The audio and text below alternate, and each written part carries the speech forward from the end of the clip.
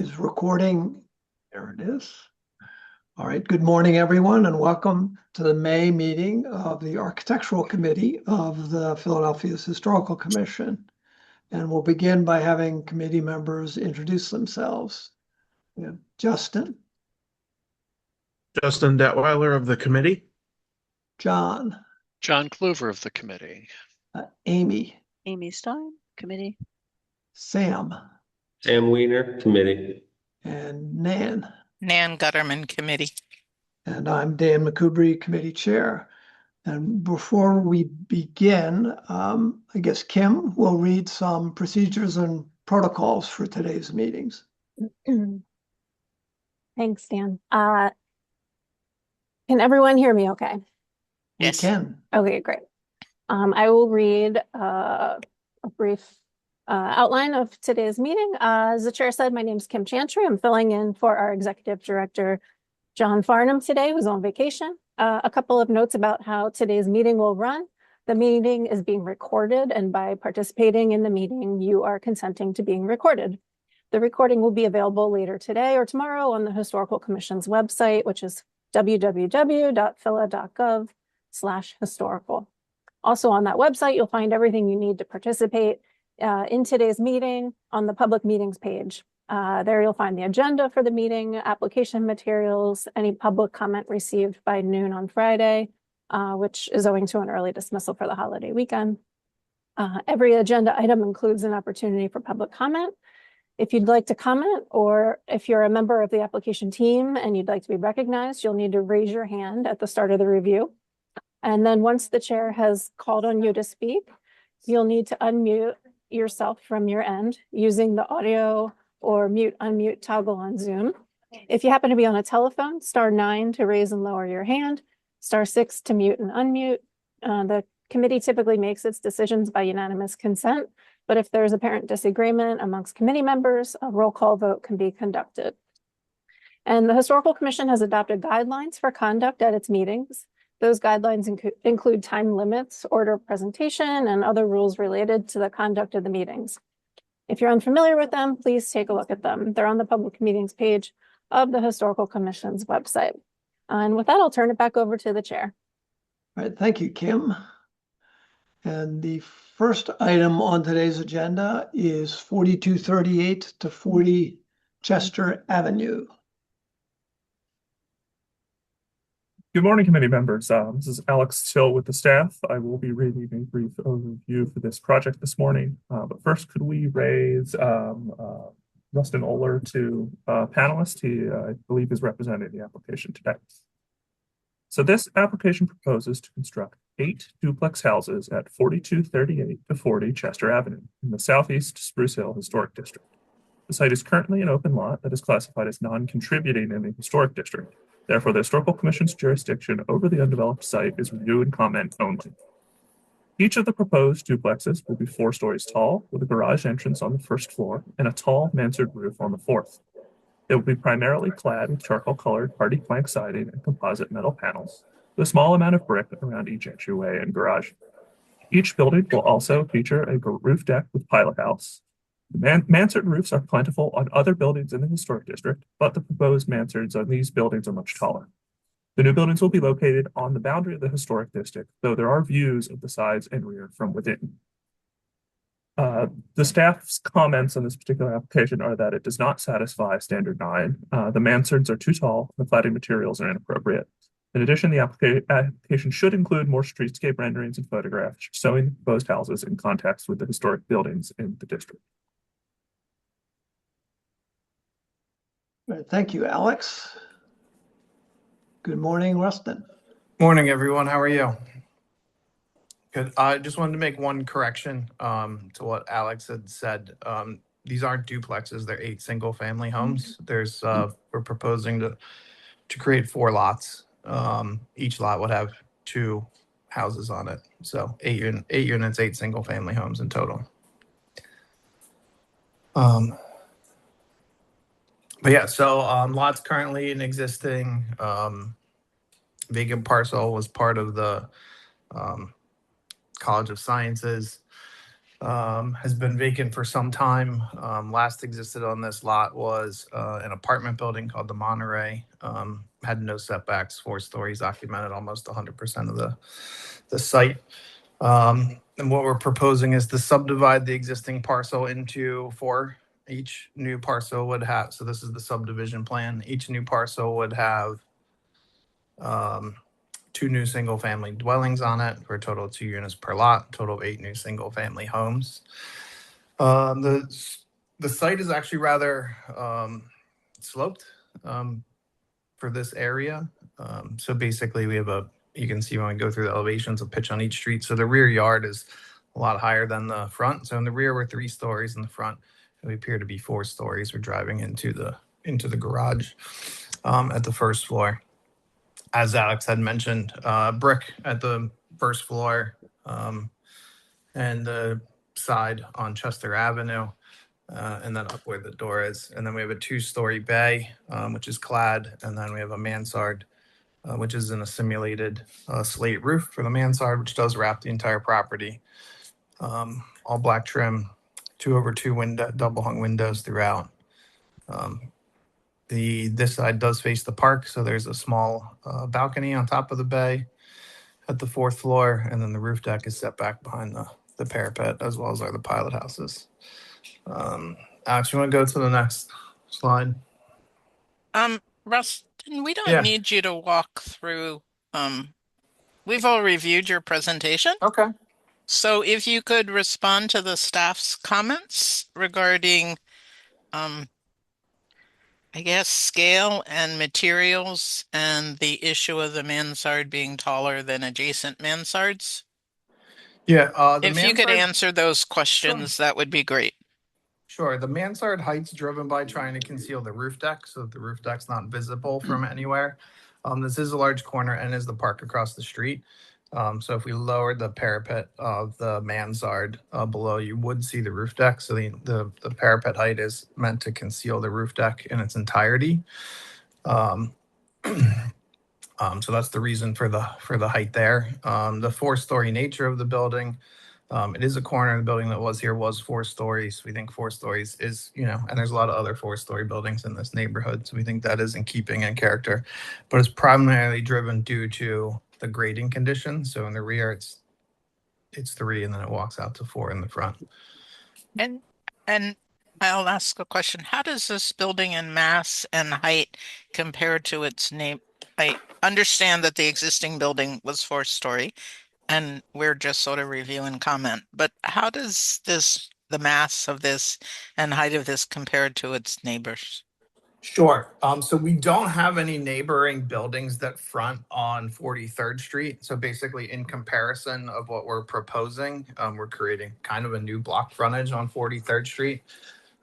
There's a different typology of homes that runs along Chester Avenue. So Chester Avenue has 3-story homes with front porches, which are set back, probably like 20-25 feet from Chester Ave. You can see them there on the left. So they do have a mansard, and they have a front porch. And that is pretty consistent for that block face on Chester.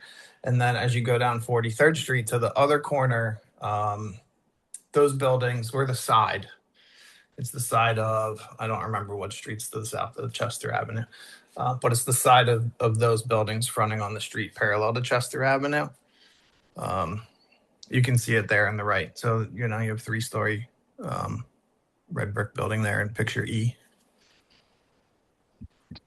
Rustin, what are your floor heights, your ceiling heights for each floor? It looks like your 3rd floor is taller than what's below. No, so all the floor heights are the exact same height. They are like 10 feet. So you have 10 feet at the first floor and you have 9 feet at the upper floors in clear ceiling height. So that's giving you the floor to floors there on the side.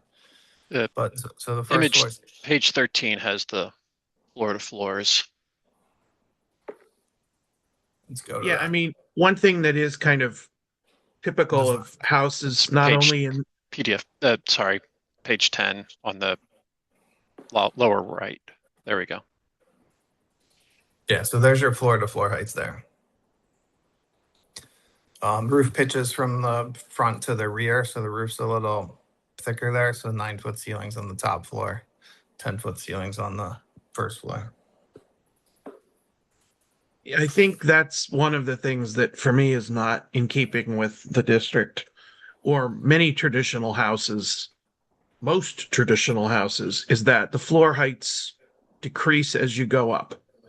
And the combination of a 9-foot ceiling on the third floor plus an elevated roof deck, which has a thicker floor slab than most,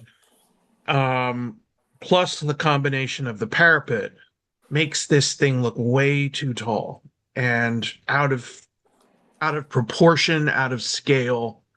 I understand the multi-story layer of the buildings in the district, but these gestures that you're doing, especially on that third floor, as well as putting a garage on the first floor, which elevates, well, I guess you're calling that the basement, even though it's above grade, makes this thing so top heavy that it doesn't blend with the neighborhood, or most traditional houses. Yeah, I think along those lines, I can appreciate picking up on the mansard vocabulary.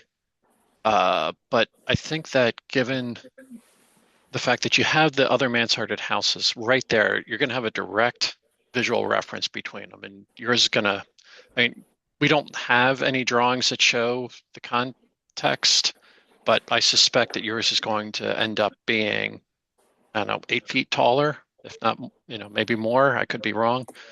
And what I'm wondering is if the mansard is just not the right vocabulary, and that the thing to do is to pick up on some of the other buildings in the area in terms of the massing. It looks like there's like an apartment building across the street on Chester that's 4 stories, and it just, call a spade, make it, proper 4-story, and you could get like some kind of like entablature with like a parapet above it or something to hide the deck. I just think that the ability to break down the massing that way may be more successful. Okay. I think mansards have to be done right to work. And the scale and proportion of this is so off that it's not working. Yeah, this may be a case where if you could lower the mansard so it's not quite such a high parapet and put a railing a little bit behind, and you might see a little railing, but that would perhaps be preferable to seeing a mansard that's so out of proportion. I guess I also have some concerns about the massing, the way all the ins and outs as it goes along 43rd Street. I realize it's a sort of an angled site, but it's difficult to see what's kind of a bay or what's not a bay there as it kind of steps, we'll call it stepping down along 43rd Street. And I don't know, maybe John's idea of a different kind of paradigm instead of, it's sort of trying to be twin houses, but then they're not really twins. There's 2 twins, but then there's another group and then another group. It kind of loses a little bit of a rhythm that you would expect in West Philadelphia of twin houses separated by some space, a twin house. And I guess I realize and then you have the gap in the middle. Presumably there's fire separation issues, which makes it difficult to do what was done in a more traditional grouping of twins. Yeah, I mean, most of the massing is driven by the zoning requirements, right? Yeah. So this is the RTA 1 Mm-hmm. zoning requirement. Same with the parking in the garage. So, And I just bring up the issue of materiality. This image in particular indicates that instead of adjacent homes that are predominantly masonry, it is predominantly black siding, charcoal siding, and it just is out of context with this neighborhood because the brick appears to be a token on the facade and on the design in particular. Because you've rotated the homes to face the park, The back side of these homes is actually visible from, I think that's Chester Avenue, Yeah. and it's highly visible, and it looks like it's not part of the neighborhood. So I think more brick and less siding should be explored. Okay. And also your pilot houses look taller than they need to be, which is making them stand out even more. I mean, over the door, it looks like you have several feet. I would just recommend that you cut that down a little bit to make them as discreet as possible. This view's a good one because it shows how that, basically it looks like a row house is missing. Yeah. And if you kept the mansard, I would suggest kind of wrapping it down between the two so they look like distinct homes and not like one was demoed. I appreciate that you wrapped that along the perpendicular street, but I think it only adds to this looking more confusing.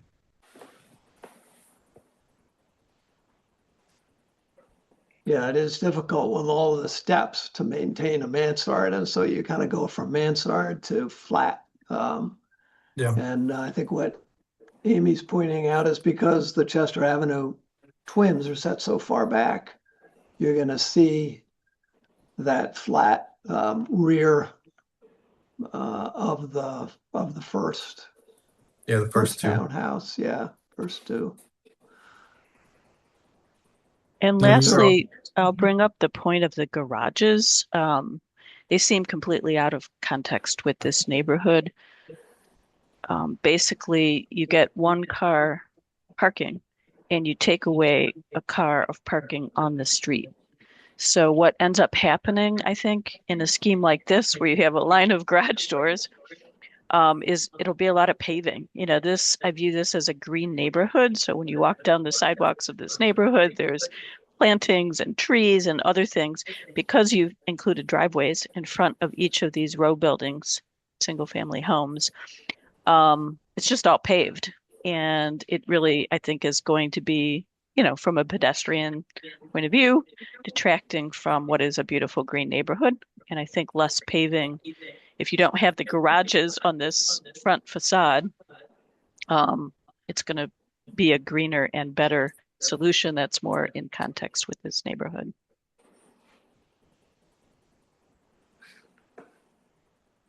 Great. No, these are all helpful comments. We'll take them back to our client. It's a shame you can't put the parking in the back. Yeah, we explored that. We couldn't do that from a zoning standpoint in any way that allowed the buildings to still exist. So, Because what it's causing you to do is lift that up and thereby need all those steps, which also don't really blend very well with the neighborhood. And it's just making all of this sit up higher than it needs to.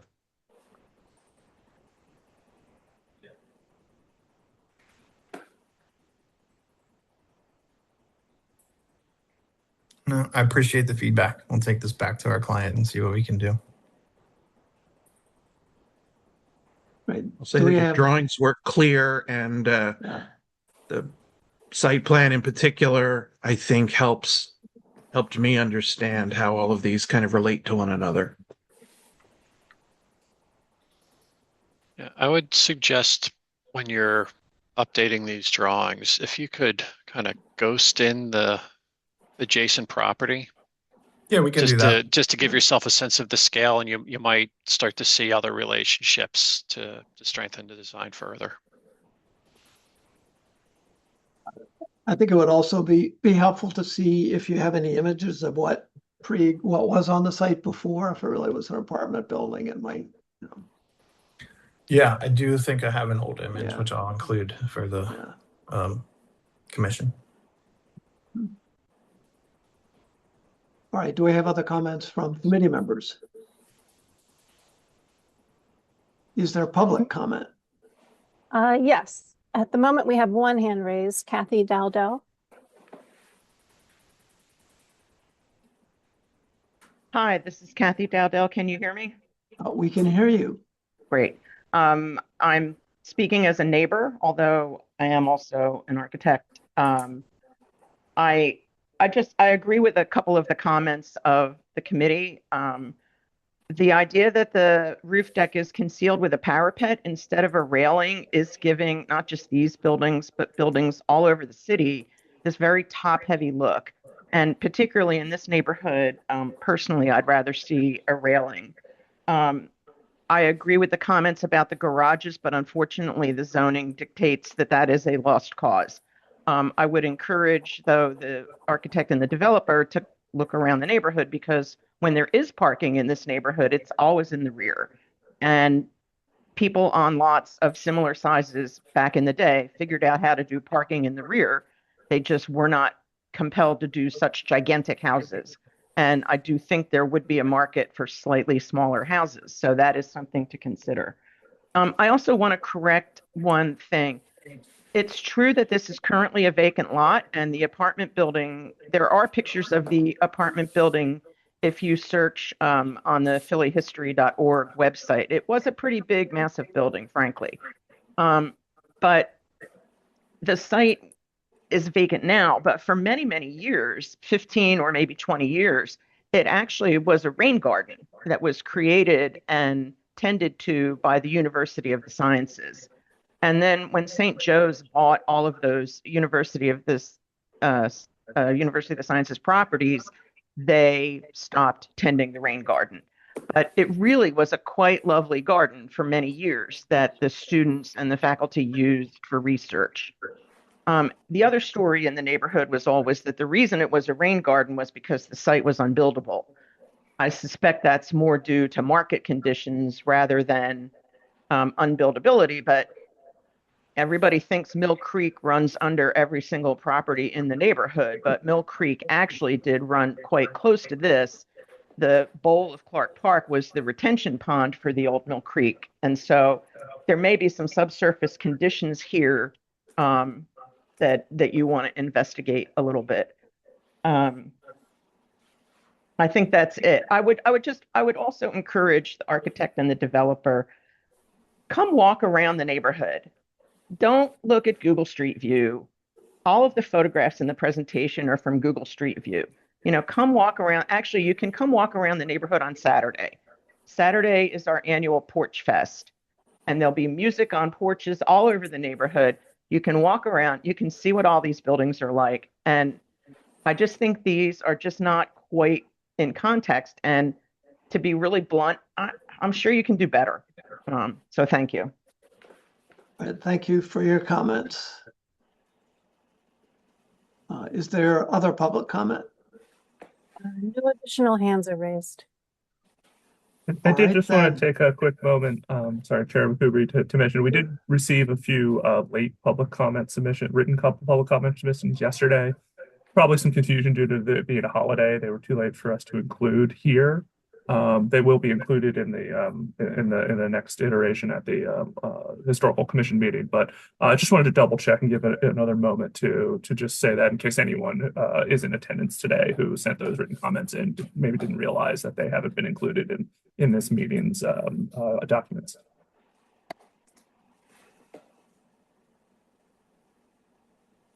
No hands have popped up? Still no hands. Well, thanks, Alex, for thinking of that. Then we could have a motion. We usually do a motion on We review and comment. we don't need to. Right. You can let your comments stand. We'll let the comments stand if everyone's in agreement. Aye. Aye. Aye. All right. Thank you for your time. We appreciate the feedback. Thank you, Rustin. All right, bye. All right. Let's see, the next item on the agenda is 2108 Sansom Street. Good morning, everyone. This is Ted Moss with the staff. I don't see our applicant, Adam Zangrilli, in the meeting. If he is here, he can raise his hand to be elevated. I believe we're right at the starting point, starting time on the agenda. So he can make himself known. I will read a brief overview. This in-concept application proposes constructing a rooftop addition on a two-story former carriage house that is classified as contributing to the Rittenhouse-Fittler Historic District. Ted, I'm sorry, can I interrupt you? You're not sharing the screen. Thank you. I knew I'd forgotten something.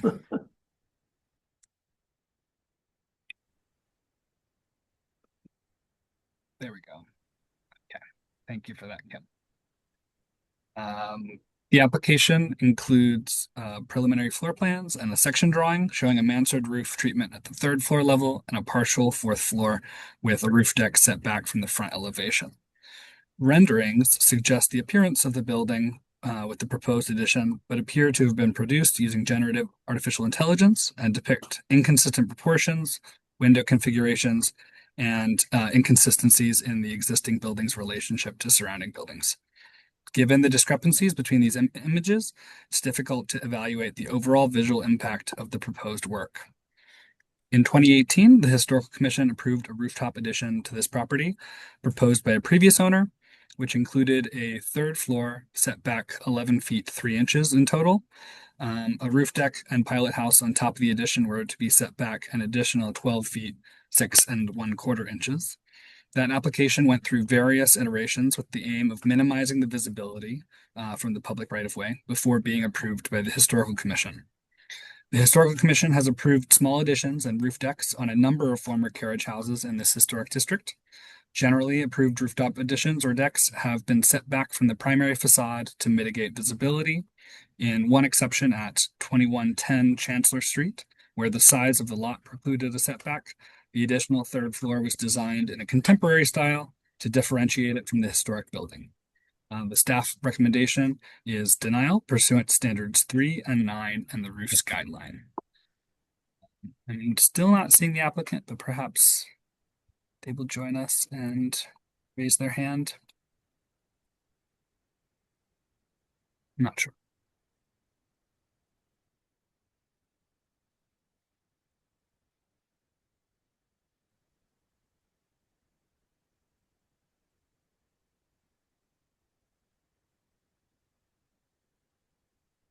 Ted, I'm not seeing any hands raised as an applicant.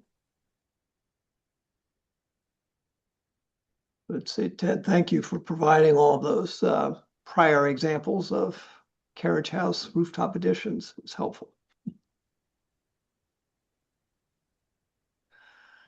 I think the use Nobody. of AI generated renderings is an ever increasing thing. And I think that what needs to be most important is accuracy.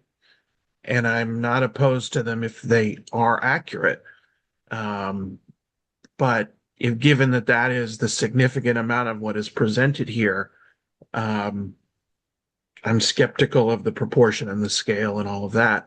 I think that, well, I'm going to go out on a real limb here, and I might be the unpopular one, but I'm not opposed to this overbuild. I think it is different than what is below it. I think it is distinguishably different.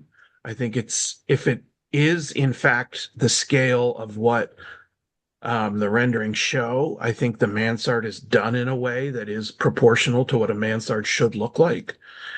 We approve overbuilds all the time in this city, and this one, this building literally has many stories of a building next to it, and putting one story of a mansard with a further setback behind it, to me, is not out of scale with the low level of this building.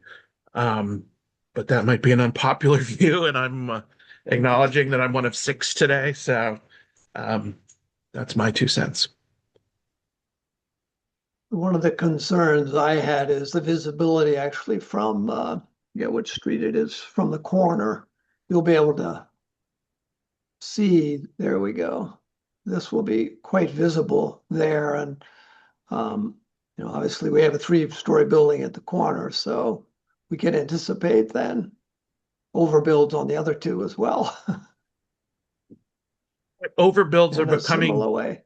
overbuilds are becoming something we see almost every month. I have And no, I think yeah.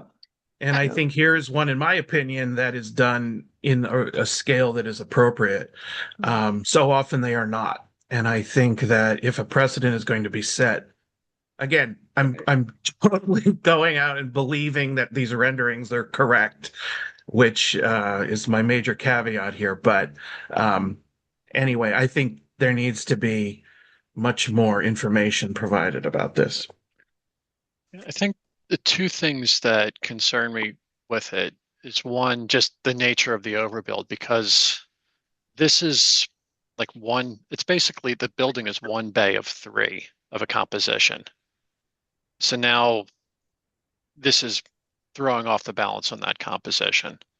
When you look at like the street, the view down the street and within the application, I forget which one I was looking at, but you know, it reads nicely as its own entity, but it also reads as part of a whole. And you know, it's not perfectly symmetrical, but the massing is, and the sense of sort of rhythm of rounded windows at the upper floor with the square top windows in the center. So, I mean, I guess there's, you know, we can't control what's happening at the adjacent properties, because I do believe they are separate properties, correct?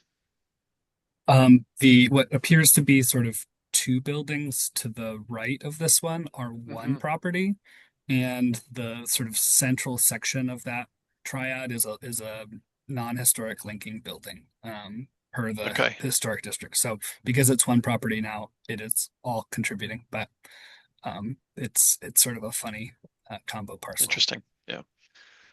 But the other thing with the design as proposed is this roof deck with a trellis in front. I mean, it's a violation of the roof guidelines, and the trellis is just kind of exaggerating that as well. So just for the record, I agree with that portion of it. It was the mansard overbuild that I was agreeing with.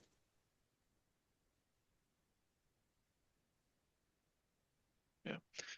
I guess I'd like to just comment on the mansard overbuild. I might be able to agree to that as a mass. I think the way it's detailed calls too much emphasis to the dormers. I think it detracts from the detailing on the main facade, and it would need to be simplified a great deal, in my view, to be acceptable and appropriate to this historic building as an addition. I think one of the things to keep in mind is this is a concept submission. So I suspect that this is the nature of the AI.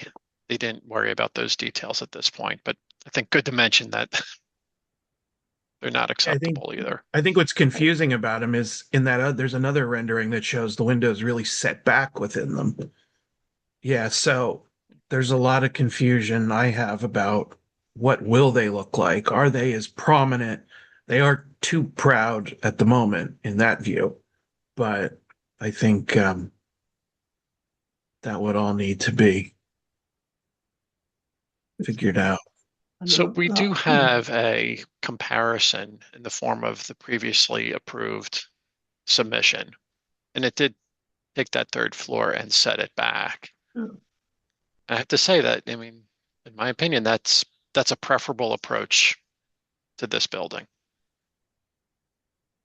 I agree, and I have concerns about the mansard, and as the staff has pointed out, the sort of false history that's created there. I would, whether it's set back or not, I would rather see it a much more obviously contemporary and different top than what might look like, you know, a carriage house with a mansard roof, which would be very unusual. You know, mansards are added very often on row houses and things, and I think they're kind of more understandable, but putting a mansard on a carriage house would be different. But generally think that the idea of a more contemporary top but set back, as was approved before. I know this was deliberated a lot before.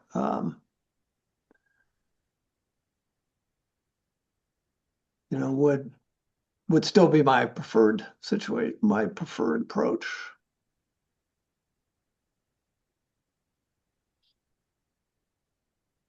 Whether it has to be set back that far, I don't, I could be convinced that it wouldn't need to be set back that far. And if we thought no setback was needed, then I think the shape, the mansard, we'll call it, could be done in a way that's much more contemporary and not looking like a historical mansard roof.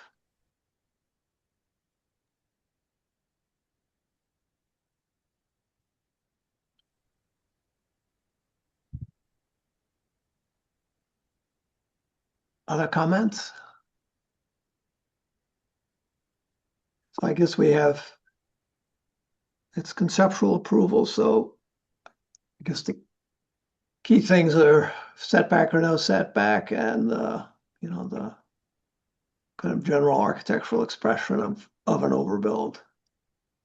And accuracy of the Accuracy. materials that are presented, Yes.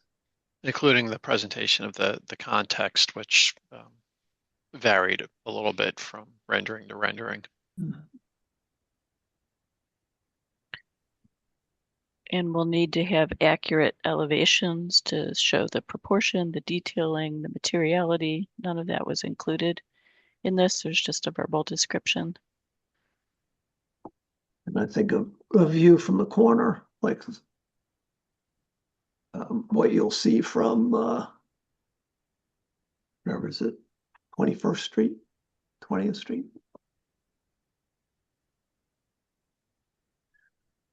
All right, any other comments? Let's have a motion. Chair McCoubry. Yes. I don't think we've asked for public comment yet. Oh, I'm sorry. Is there public comment? No hands are raised. Sorry about that. All right, in that case, then let's have a motion.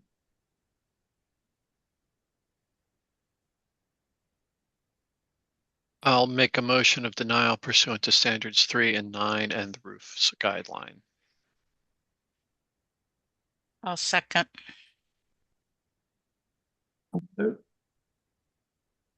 Let's do a roll call.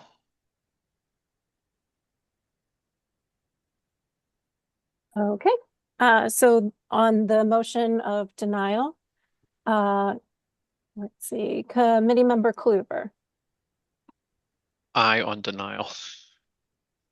Committee Member Detweiler, Aye. Committee Member Gutterman. Aye. I believe Allison Lukaczyk is absent. Committee Member Stein, Aye.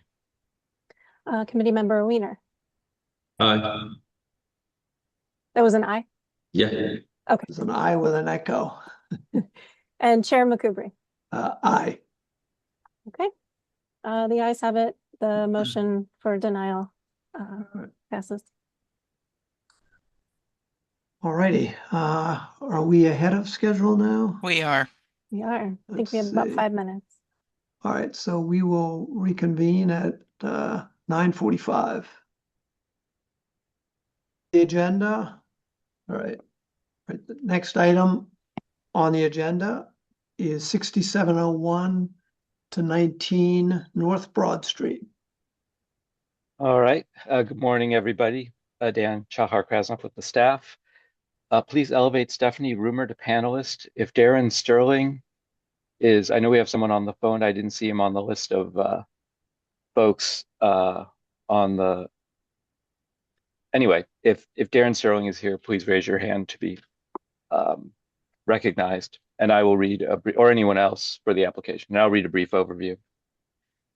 The application for the Divine Light Behavioral Health Center proposes installing raceway-mounted channel letter signs on the east and west facades of the historic building at 6701 to 19 North Broad Street. The letters include internal LED lighting. The company's red and blue logo is proposed where clocks were originally located on 3 sides above the entry and in the middle of the east and west facades. The clocks were not extant at the time of designation. The wedge-shaped building was constructed in 1923 for the Oak Lane Trust Company Bank, with an addition in 1926. And the staff recommendation is denial pursuant to Standard 9. And I know Stephanie's here. I'm not sure if Darren is here to respond to the staff recommendation.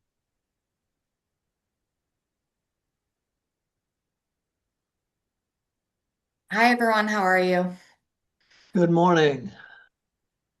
Good morning. I believe Todd Werner, he should be on the line as well. He's with the sign company.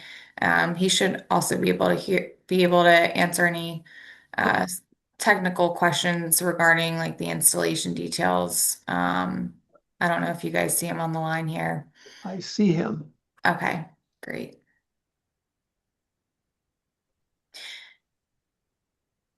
So the Divine Light Behavioral Health Center, they would just like more exposure for signage on the building.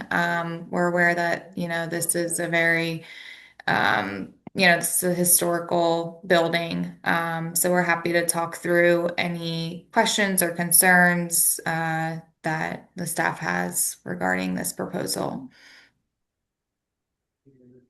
I have a question right away. Where do you enter this building? So there's an entrance. If you're looking at, if you go to the previous page, yeah. So on the left-hand side of the top elevation, that's an entrance, and then there is also another entrance. If you scroll, keep going. Oh, right there. So at the top.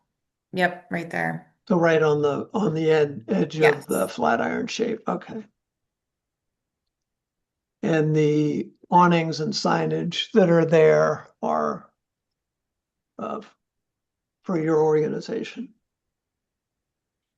I believe so. Todd, can you remind me if Yes. Okay. So the puzzle piece up at the top would be added as a new sign where I guess there were formerly clocks. The awning that's currently there was for a previous business, and that will be recovered with the name and image or the same logo for the current side. So that the awnings and stuff they're changing in color. They would not be changing in size or shape. And is the triangular awning above the canopy a real estate sign, or what is that temporary? No, Will that be removed? those are both existing awnings. So there's it's a structure that's got a bottom rectangle, and then that triangle awning is part of the structure that currently exists up top as well.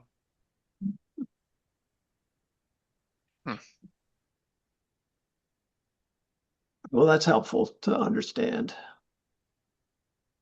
One of the reasons we were asking about the entrance is because the signs that you are proposing, typically we find signs that are near entrances, they identify where a person is supposed to go. These seem like signs that are intended to be read from the road, from someone driving. And we're just not, it's a lot for an historic building to attach signs like this over pretty delicate facades with very tiny joints.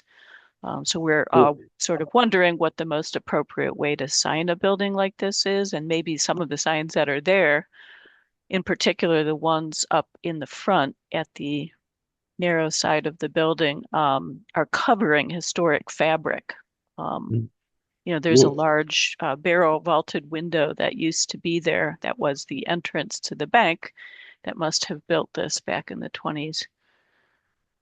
So that historic image, you can sort of see how the bank identified themselves and their entrance. So they put pin letters up above that barrel vaulted window and door. Wouldn't on the vertical masses of the facade, doing some sort of long vertical banner that wasn't so quote unquote permanent? Wouldn't that be an option, and two, much more cost effective, candidly? Well, yes, to do like a banner would be cost effective. They're not going to last, and banners look good when they first go up. Weather and other things eventually kind of get them to look not as good. I mean, they tend to do this. The reason why we went with this option was that each of those words, Divine Light Behavioral Health Center, would have a single raceway behind them. And those raceways would be mounted on the minor columns that go between each window.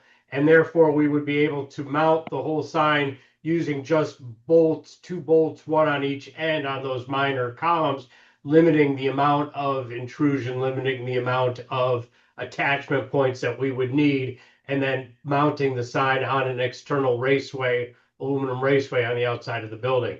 So part of the reason that we chose that method was to limit the amount of impact to the actual building itself.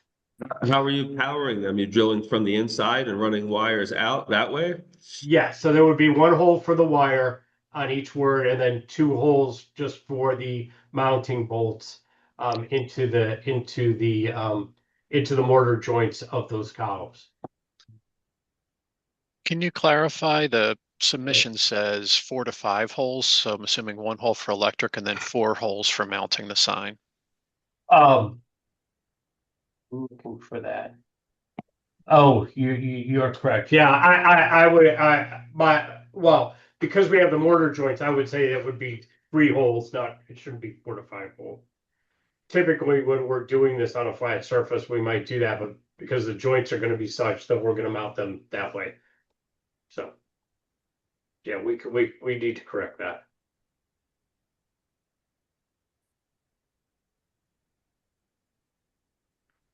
It's just so much signage.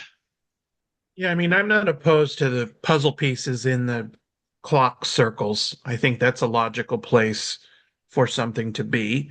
I think that, the confusion that we all had about where is the entrance to this building is not being made easier by the proposed signage.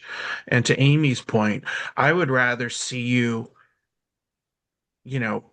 keep the awning with a different cover at the far left, but do some sort of new awning or new something at the point of the building that is much more calling attention to its entrance.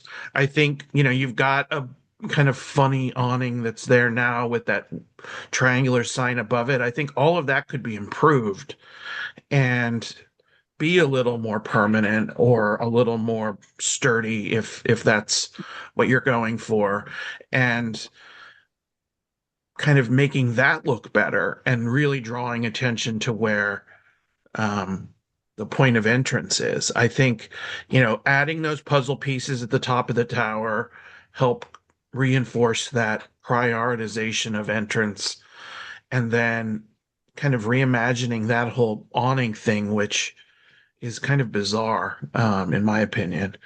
And that would be a preferred method from my point of view, as opposed to this long kind of highway style signage. Yeah. And would require each one to have its own, conduit coming out of the building, and, all of those, a mounting hole is one thing.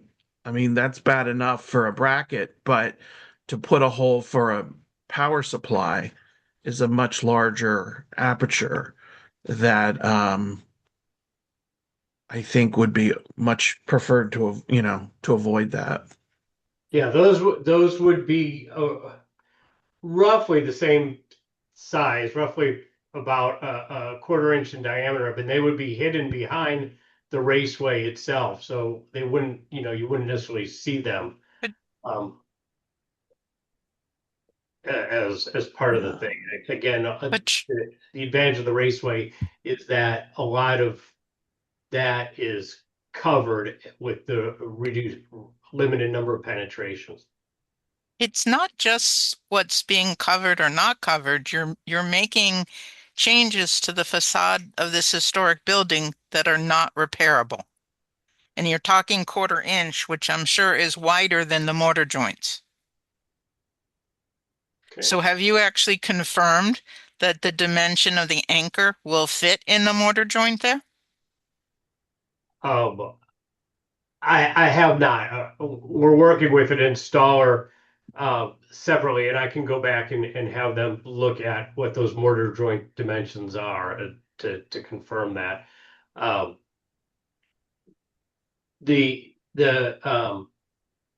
guess my issue with this is they want people to know that this is what this facility is for, and by having it look like a bank, they didn't want a confusion from the public to be, this is a different type of facility. I'm one of 6 today, but I think what you're proposing is oversigned, and that you would be better off in doing, again, as opinion of 1 of 7, going with the canopies and going with banners and going with the decal where the clocks were, because I could never support what is proposed to these elevations. Okay. And the question that I would then have also is, if they were unlit, but they were It's just the nature of what you're proposing as to this is my personal opinion as 1 of 6. The size of the signs, what you're proposing, the alterations to the facade of this building, there is nothing that is kind about this proposed signage. Okay. Well, another alternative to consider in the banner world would be banners on freestanding poles. We see that a lot, Curtis. Downtown, lots of organizations use that method, especially when you have such a long building, but that would give you some measure down the street. And I know that it's not our purview, but have you gone through zoning for the signage yet? The zoning has fairly strict requirements on the size and proportion of signs. Yeah. Stephanie might be better able to. No, we have not submitted to zoning yet. We wanted to get through historical first. All right. So what's the conundrum? But we believe that we are zoning compliant. I think I did do research on this before. All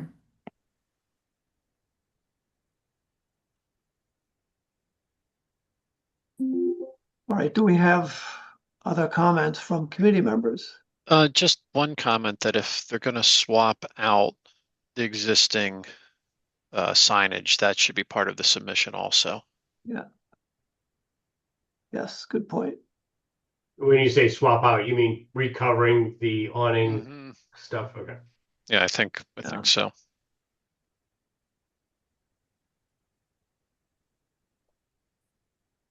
And I would, there's a beautiful little staircase tucked behind the shrubbery that's overgrown too. That, maybe there's some opportunities there. We actually see a stair and you invite you in. What about just a nice sign there where the shrubberies are? Look, that's lit up with like landscape lighting that really highlights the entrance of the building. Yep. It could be a really nice sign, but that's lit from the bottom. All of which would, again, not our purview, but I would assume is way less expensive.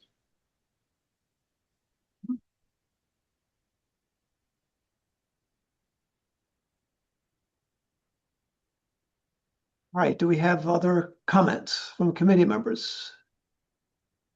Is there public comment? No hands are raised. All right, then we're ready for a motion.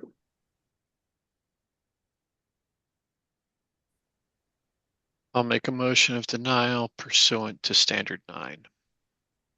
I'll second. All right, then, unless I hear otherwise, we have unanimous consent. Aye. Aye. All right, well, thank you. All right, thank you for the opportunity. I see we have 3 minutes till the next agenda item.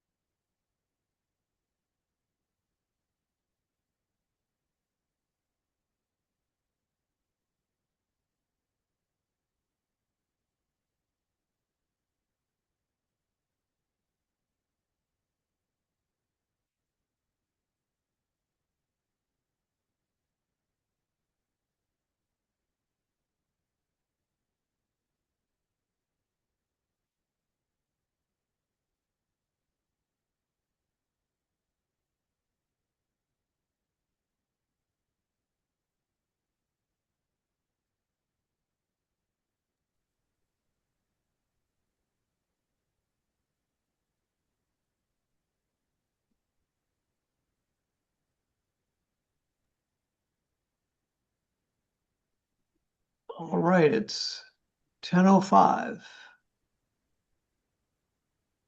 Let's see.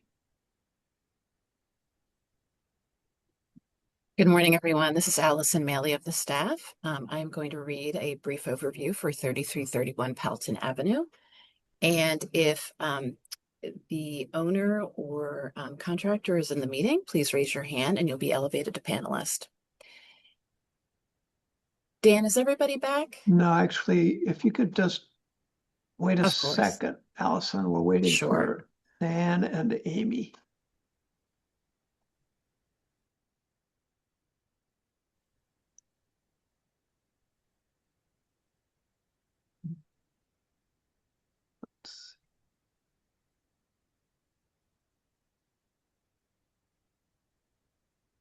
I think everyone's back. Oh, there's Nan. Okay. I'm here. I was just, if I turn my camera on, I worry I will crash out. So. Okay, great. All right, we're ready to go. Okay, thank you. And this is the overview for 3331 Pelton Avenue. This application proposes legalizing windows installed and masonry work completed without the Historical Commission's approval or a building permit at 3331 Pelton Avenue. This residential property is located at the corner of Pelton Avenue and North 34th Street. Owing to its location, the front and side facades are visible from the public right-of-way. Most existing windows were non-historic, but some may have dated to the original construction. In June 2025, the staff was notified of exterior work on the property, specifically the removal of multiple window sashes and masonry infill on the third floor. The staff communicated with the owner and advised them that the future window replacement or exterior masonry work would require Historical Commission's approval. Several months later, despite this guidance, the Commission staff observed new vinyl windows had been installed throughout the building and rear windows were built down. Since the third floor windows were plank frames, they had been removed. It also appears that a steel lintel may have been installed. The Department of License and Inspections issued a violation for the unpermitted work on May 2nd, 2026. Soon thereafter, the applicant was made aware of the violations on the property, prompting this request for legalization. The property is licensed for 8 rental units. Owing to the fact that the building has more than 2 units, a building permit is always required to replace windows, regardless of whether or not it is designated as historic or not. In this instance, because the property is designated, a building permit and the Historical Commission's approval is always required to replace windows. And the staff's recommendation is denial pursuant to Standard 6. And I believe that the owner is in the meeting now. If you could go, Ms. Wang, if you could go ahead and introduce yourself.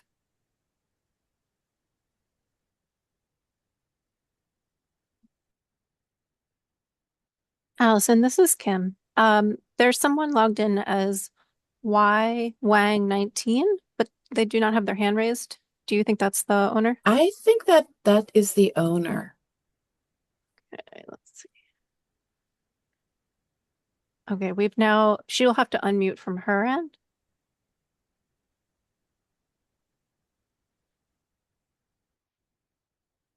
Okay, can you hear me? Yes, we can. Yeah, early on I couldn't see. I need just listen, complete the muted. This okay, now I got it. So yes, hi, this is Yuhua.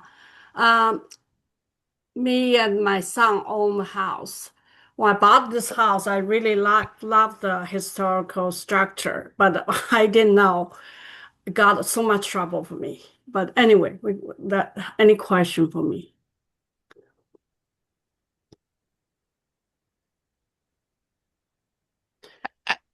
This is Nan. Yeah, so I think Allison, thank you, have been in contact with us, explain things. I get some clarification. But on my side of story is, when I bought this house, I thought, okay, the side, the brickwork need to do. You can see from the picture, very bad. And the window looked like some glass is broken. I thought, okay, I can probably just fix those without the change the window size. That's the attention. But also I had the other old house I renovate, even 3 family, and building permits replace the window is a part of it. Even the other day, I talked to the inspector because this is only because the historical house, so need approval. But I heard people talking, saying as long as you don't change the window size and match the existing window, you should be okay. But that was my understanding. And unfortunately, when I bought this house, the back of the house, the break is like you can see from my letter, cover letter. Just basically the second floor roof is really cause damage to the whole back of the house.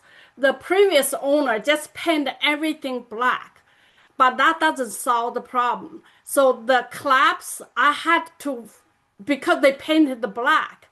When I did fix the brick, you can see the brick is like re-stacked, right? Of course, I raised a little bit because before was right on the roof.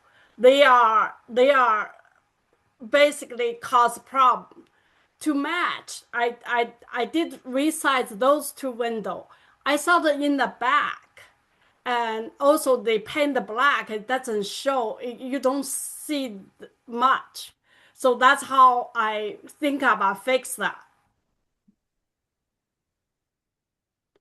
That's the only thing. The size is different than I think I explained to Allison, but afterwards, I saw that, no matter how important the cosmetic, the look, it's an architect look, but it's a back they paint in black. It's not a brick house. I mean, red brick anyway.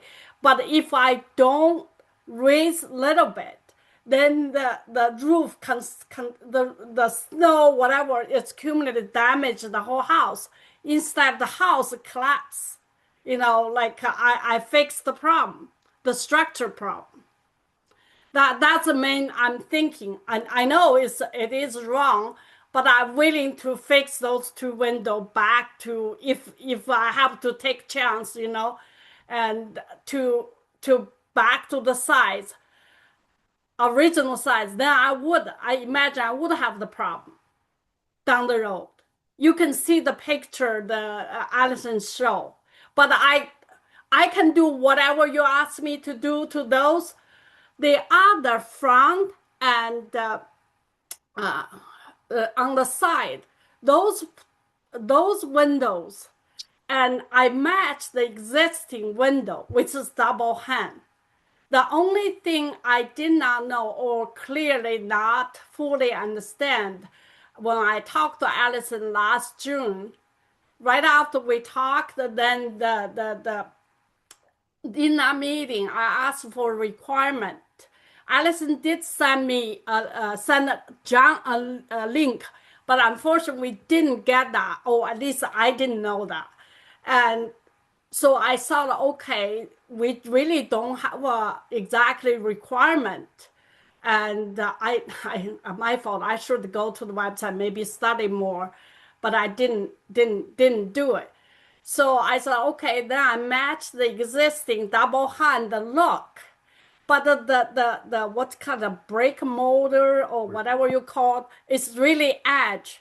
So Flavio, my GC, told me, and he did this before, you match the window, they can do that work later. So that's all it is.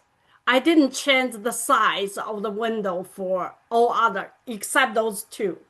Try to fix the structure issue, but I'm willing to do whatever the architecture get me to do.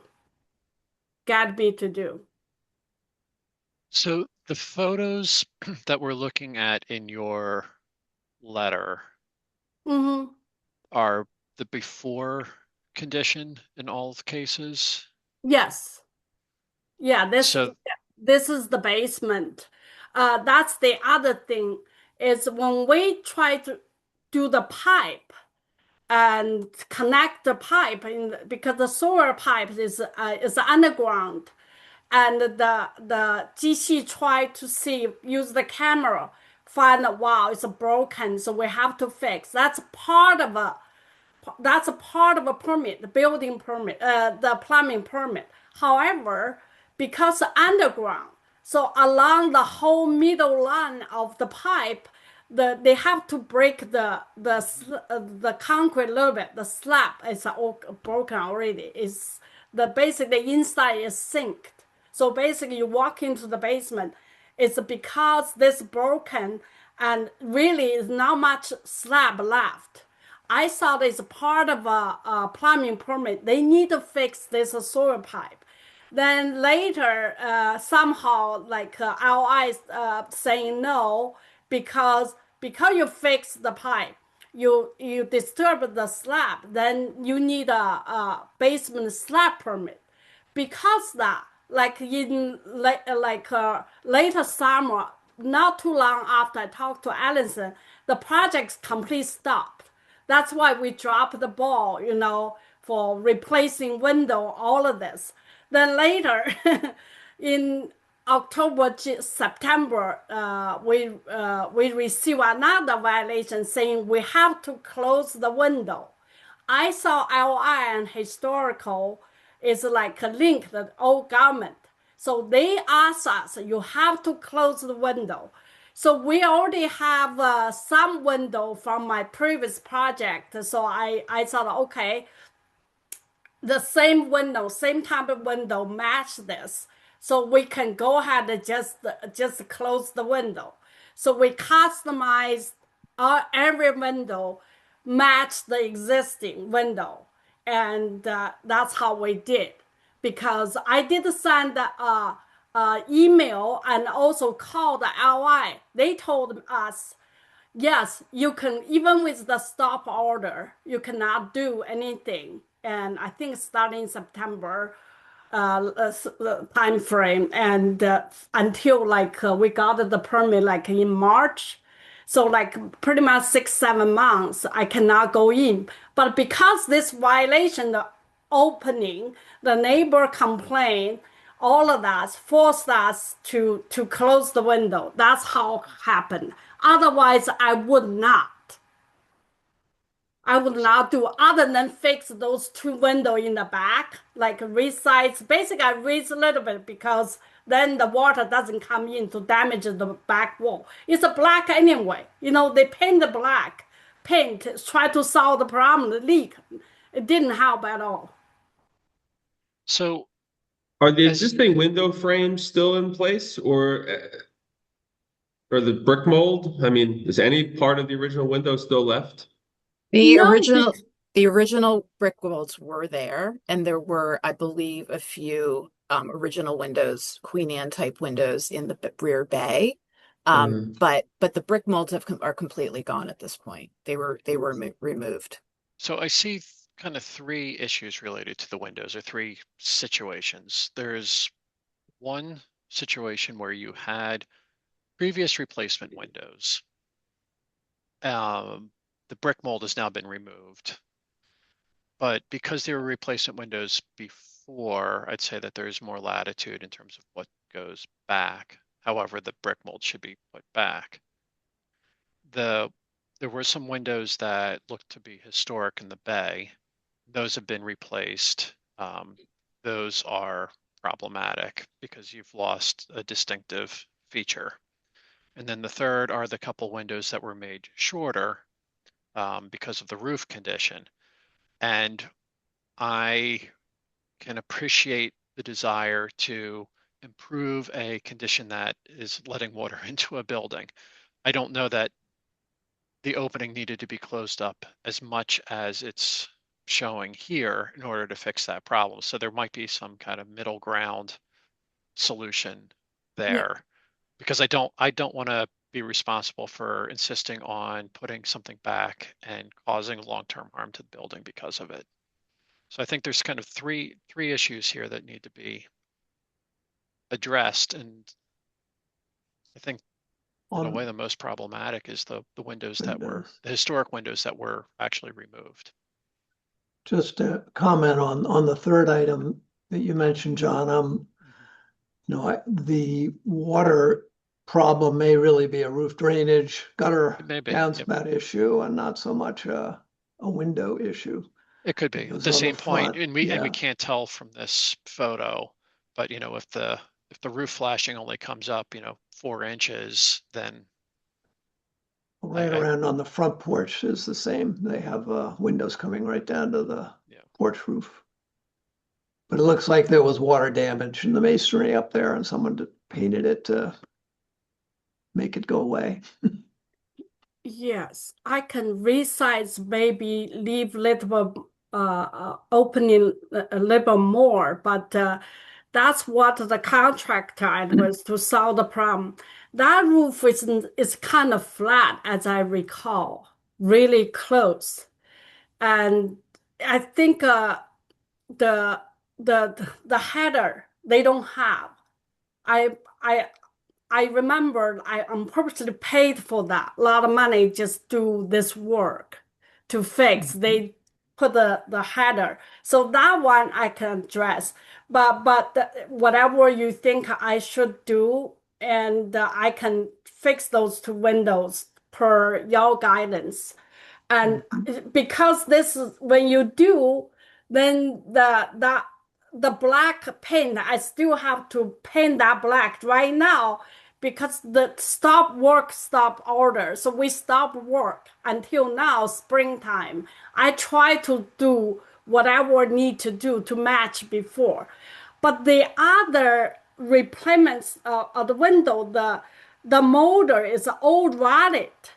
The proof is like you can tell the window basically falling, just falling out because the motor is broken, rotted over the years. That's why whatever they put the junk window before, it's just like falling apart. That's a part of it. But that can be, basically, you look at this, it's a double hung window. The trim, that's what I tried when I got back from China, like about 2 months ago. I tried to ask y'all, I know this is kind of design. I saw that's the part I need exactly the architect design. Tell me what material to use for this brake motor. I searched online, they have all different material. They have John, you can speak to, they have, you did that, right? They have wood and lumber. So those can be done. I can match the design, whatever before. But it is a double hung window. I match the window. The trim work, whatever you call the brake motor. But before, you can tell it's not much. It's rotted. Even the bay window, I just replaced the window. Everything else, if you look at my picture, like you can tell, like this. Yeah, this is the before. You see the window size match. Whatever the architecture is there, the bay window. If you think that's really old, I don't know, a long time ago, whether they even have bay window. The bay window basically falling apart, maybe like almost a foot down a little bit in the inside. I have to beef it up, use the beam to try to save this window. I did a lot of work trying to save. I think, Ms. Wang, I think you got bad advice from your contractor on a lot of these items. So, I think at least the architectural committee, if we have to make a recommendation, okay, it's going to be, how do I put this? I don't know what to say. Maybe somebody on the committee can help me, because obviously there was a condition that was existing that, in some of the spots that wasn't, per what we would say, it fits our requirements, but I think what was matched was wrong. You were matching the wrong thing. It looks like some of them had triple track storm windows on them. And especially that bay has triple tracks on it, which were a later addition on the outside over the historic window below it. And we would want that storm window to not be there, if you're going to replace the window behind it, to do it in the existing opening with the existing trim. And I think even though in your mind you restored the size, I think what you were matching, or the detailing that was being matched, was incorrect. And the detail is the motor, right? The motor is gone, rotted. I don't know if that was any better. Yeah. No, I think, But I think that the window should sit in the wall more. And don't confuse the size of the window with the size of the glazing. They're two different things, and I think the glazing is more of the concern here. A lot of the work your contractors did was to frame in to install new windows. I could see it in all the photos, and that it's just not correct for this application, unfortunately. it does look to me like some of the window heads have maybe dropped down a bit from what was there. It's very difficult to tell. No, it's just the back two window on the third floor. Those two. I'm looking at these two windows. Yeah. Oh, before was like no, didn't drop because you got to have a frame like the to frame the window, but that top is the arch is more decorative, you know, it's like need to put on match. Allison, can you zoom in on that photo? I can try. Let's see. It doesn't always work. This. Yeah, it does look to me like it's down. Sorry about that. Below yeah. Well, go back, Allison, because it Actually, looks there- like there should have been Good job. historically an arched window, which we don't know when, Allison, unless you can say when they got changed. I don't know when these windows got changed, but it was difficult to find historic photos of this row. This is actually part of a row. But I did find one photo where I confirmed there were arch. There was actually an arch, at least on the front windows. Right.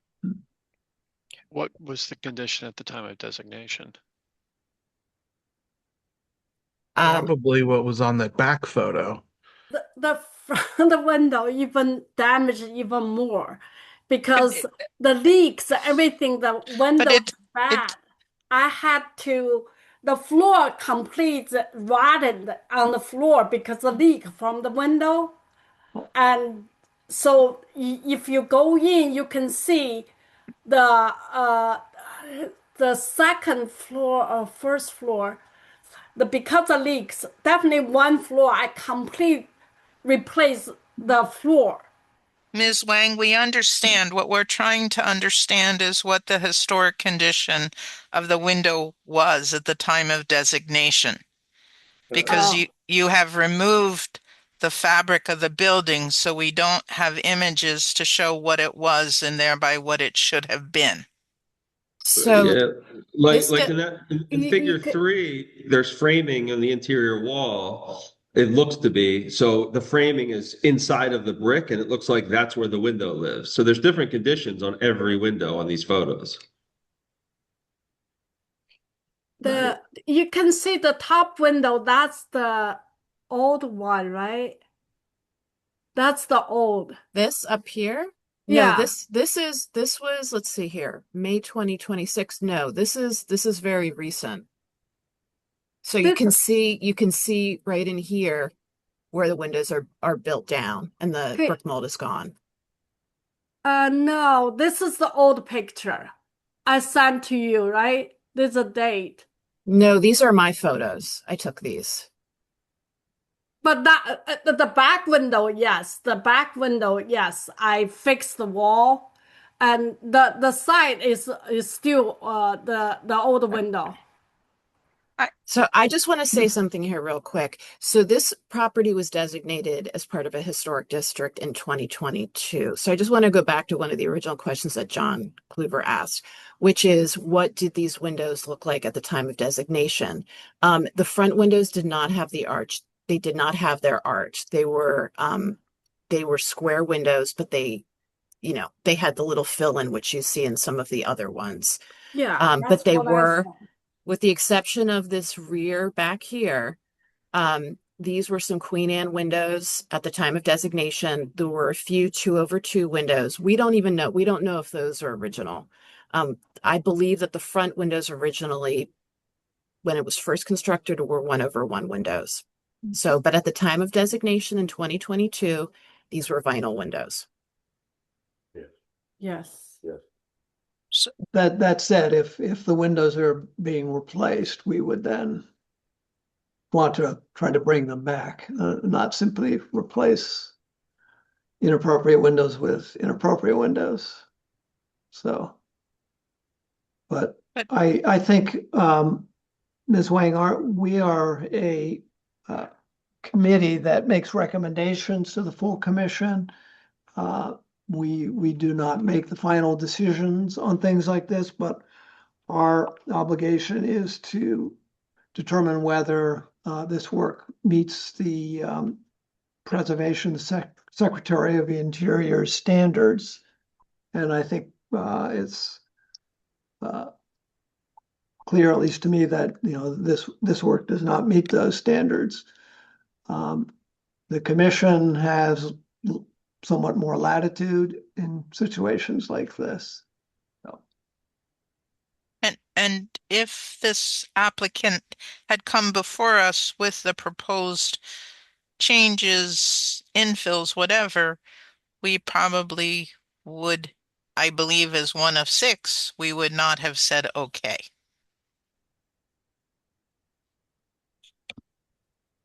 Like I said, I got a violation and LI asked me to close.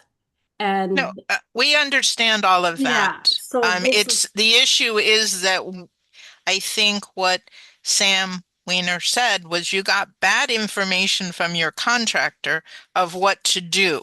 And unfortunately, you were dealing with the repercussions of that bad information, but that doesn't mean, as Dan McCovery has said, that we can approve it.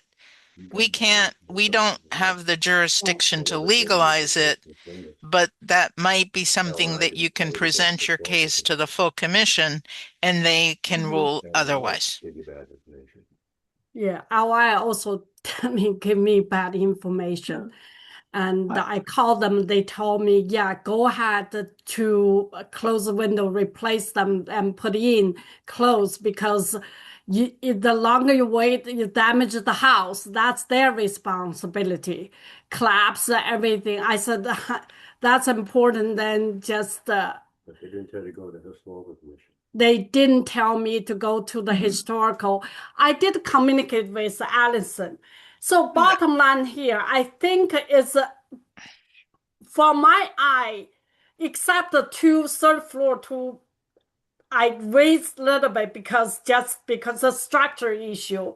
I sat along, I'm willing to do whatever you guys tell me to do.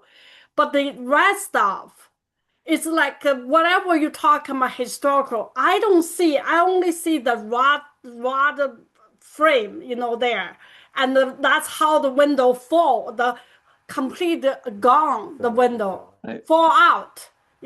I think we are all familiar with the problems of these old houses, and yes, they do have lots of problems, and it's not always easy to take care of them. But we pretty much saved the house. We understand that. If this house collapse, this gone. It's not like how this frame doesn't work. And we understand that, Ms. Wang. We don't have jurisdiction. Okay, you have to understand our circumstances. We don't have the jurisdiction to legalize it. So you will need to present all this information to the Historical Commission, and Allison can help you with that. But we unfortunately don't have the jurisdiction to understanding the water infiltration issues and the rat issues and all of those things. We don't have jurisdiction to say, okay. Okay. All right. I mean, everybody tell me a different story. I know this is like that's our charge. Yeah, I mean, we sympathize with your, maintenance of this building, and we appreciate what you're doing to make it all right. But in order to replace these windows in the correct way, they have to be done detailed a certain way, and they have to be made of a certain material that meets our standards. And told us that. Yeah. Staff told us that.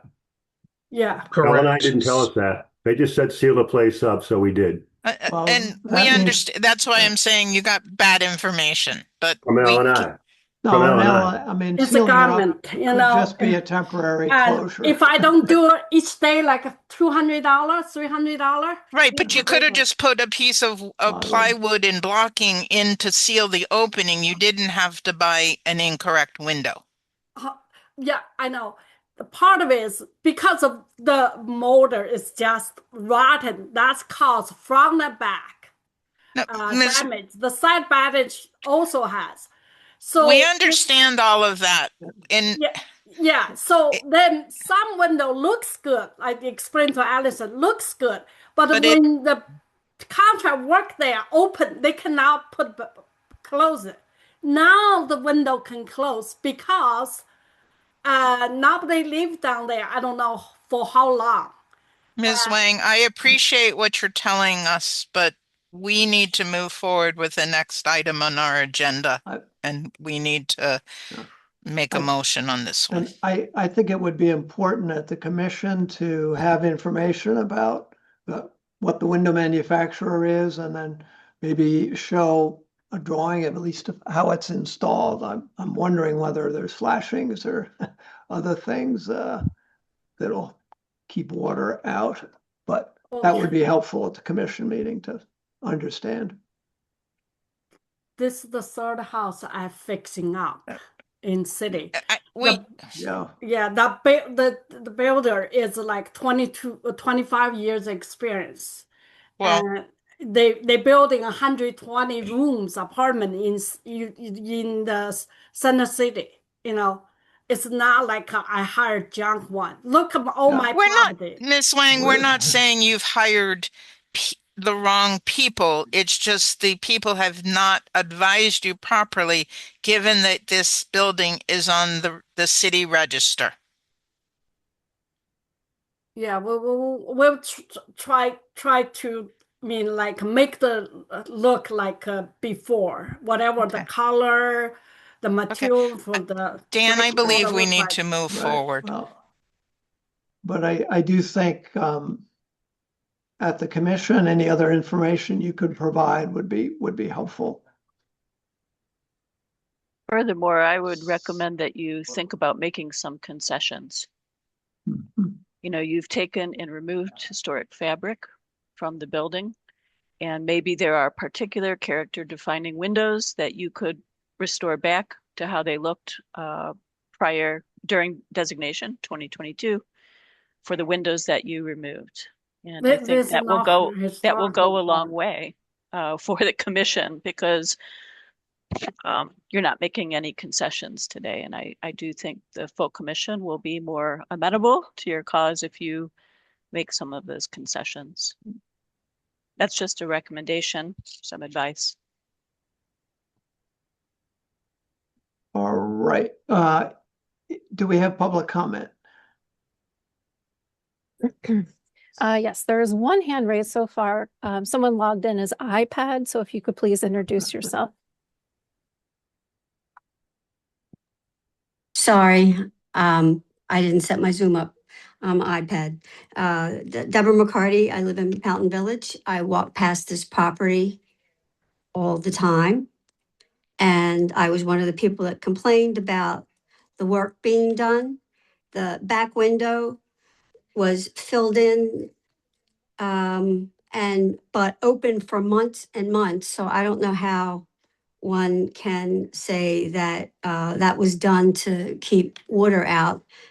And the whole explanation for why that window has to be made smaller makes no sense whatsoever. I think some of the committee's comments about flashing, et cetera, make more sense.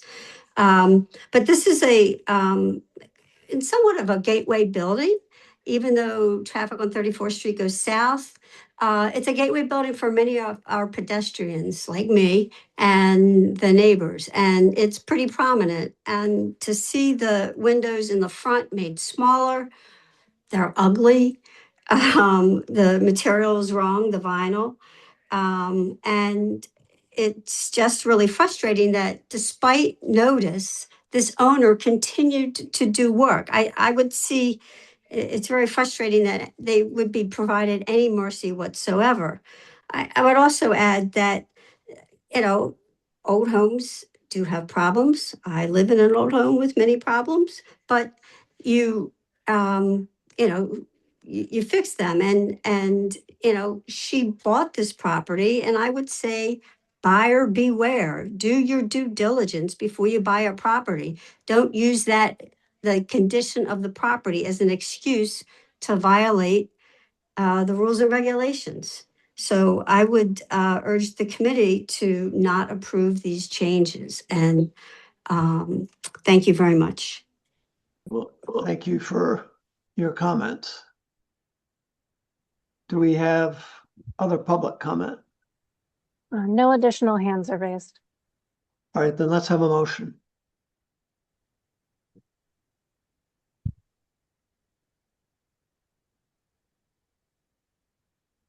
Make a motion of denial is, sorry, make a motion of denial. I'll second it and just add to pursuant to standard 6. Fine. All right, then unless I hear otherwise, we have unanimous consent. Aye. Aye. Aye. Okay, well, thank you. All right, the final item on our agenda is 1910 Chestnut Street.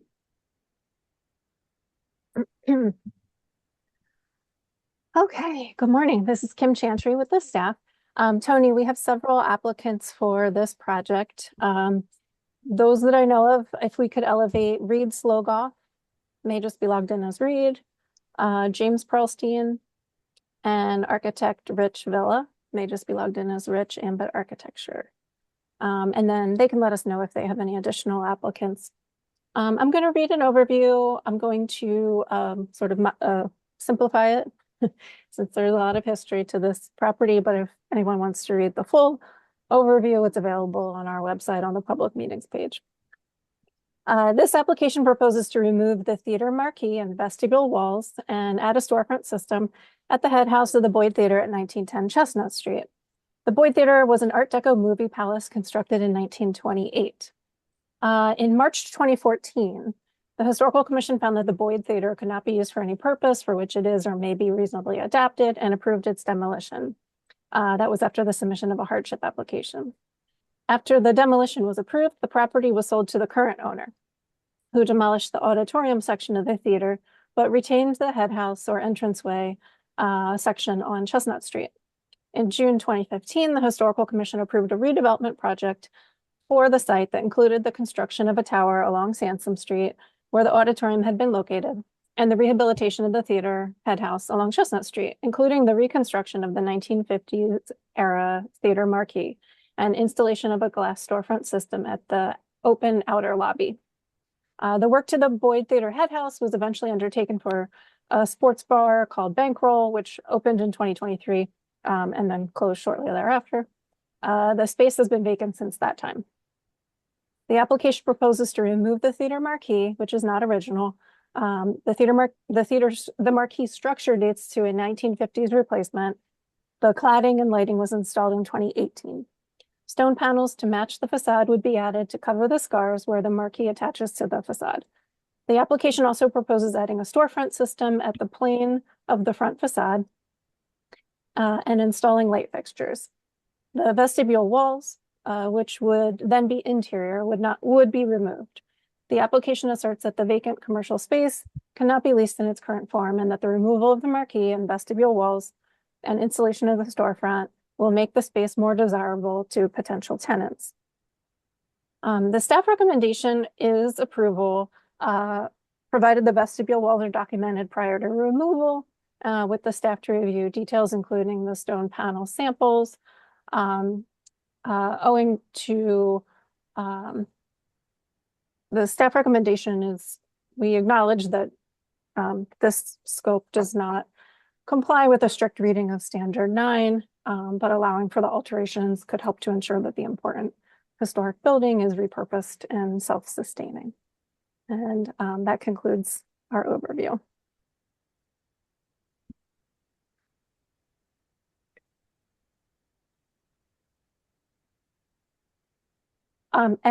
Leonard Reuter, attorney for the Historical Commission, has his hand raised. I think he just needs to make a quick comment.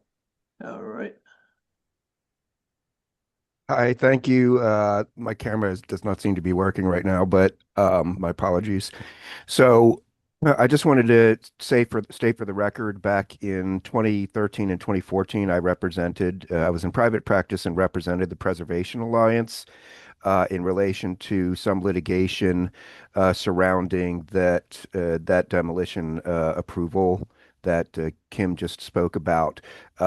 without going into all the details, we did work out a settlement agreement with the then owner of the property, which was Live Nation, and the prospective tenant, iPic Theater. It was a movie theater chain anyway, as that didn't happen, but in the course of that settlement, in the course of that litigation, we did reach a settlement agreement between all the parties. I shortly after that, about a year and a half after that, I returned to the city. I think it was after Pearl Properties purchased the property. I think they purchased it in 2015. So I am basically just going to, depending on where the conversation goes and whether the Preservation Alliance is involved in this, I will likely have to recuse myself, but it may be very kind of issue specific. So I just wanted to at least at this point, disclose my prior relationship with the Preservation Alliance, specifically with respect to this property. Thank you. Thank you for letting us know, Leonard.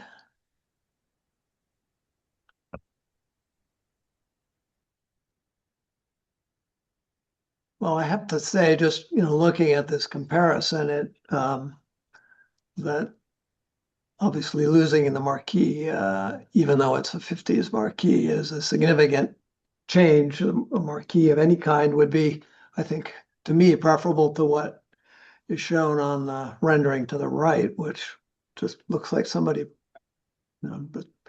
added curtain wall there, and so I think there were many examples of marquees that have been retained and changed or adapted to new uses within the building. I mean, the part that strikes me as odd is the claim that the marquee is interfering with the ability to, in essence, advertise the use of the building, whereas that's pretty much the job of the marquee. And I mean, I think about the number of submissions that we have seen over the years of people looking to add signage to historic buildings, including along Chestnut Street, and here it already exists, and we're being asked to remove it. When I look at this elevation rendering, the thing that's missing is any form of signage whatsoever for whatever the prospective business might be. And I think that any application that involves removing this marquee that does not indicate how new signage would be added is missing a key part of that story as well. But I just don't understand this idea of let's take down the marquee to make the building more marketable. It just doesn't make sense to me. What's interesting is this is now the second. So you can go ahead, Kim. Sorry. I was just going to say, we do have the applicants here who could speak to any of these questions. But I would just make one point. Another point is that when I look at the right, I don't see a movie theater anymore. Could have been, just a commercial building of some sort. I think that's their goal. All right. Well, the applicants are with us. I see Rich Abbott. I didn't know if there was an actual question. I know that I understand. Yeah. I can't answer a comment. I think the question is why are you proposing to remove the marquee when it would be such an ideal sign for a new use of the building? And two, do you actually have a potential user for this space? That is not a question for me. Well, I will.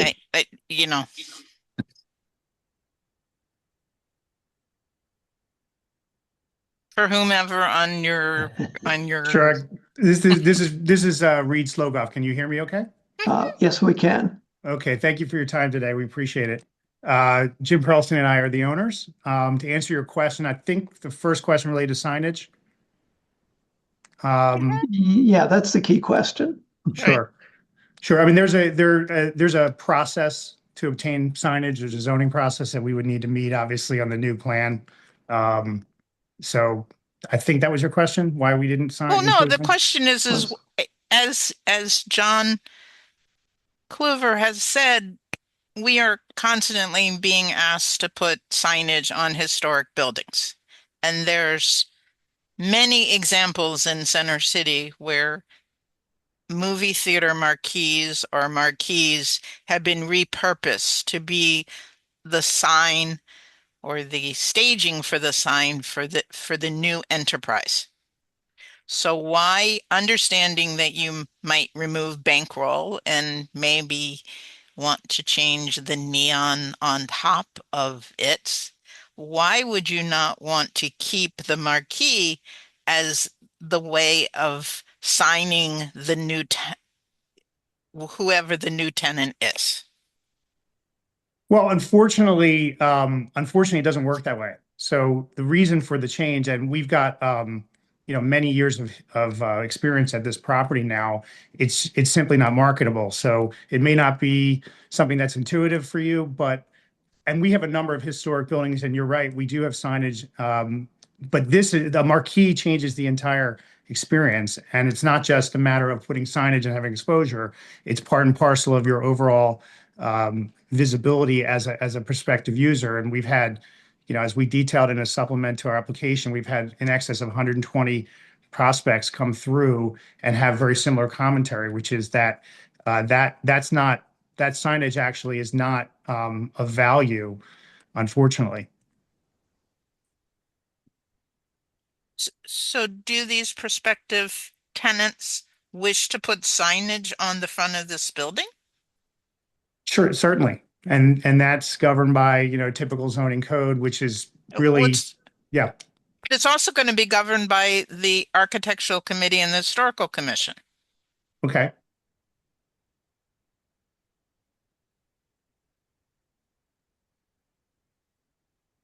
This is the second application, I think, maybe third, that we've had in recent years for altering a listed building for potential, with no specific tenant, with no specific plan for what would replace it.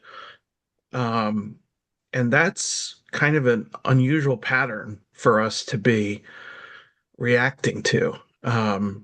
If we had a proposal for how signage would work in this thing, it would be worth, that would be something that we would consider as an alternative to this awning, or to this marquee. I think, we're governed by the Secretary of the Interior standards, which talks about character defining features of a building. And I'd say there's no more character defining feature of this building than a marquee. I understand that might not be ideal when shopping it around, but I think there's a lot of things happening right now in the retail world that are challenging to all sorts of buildings.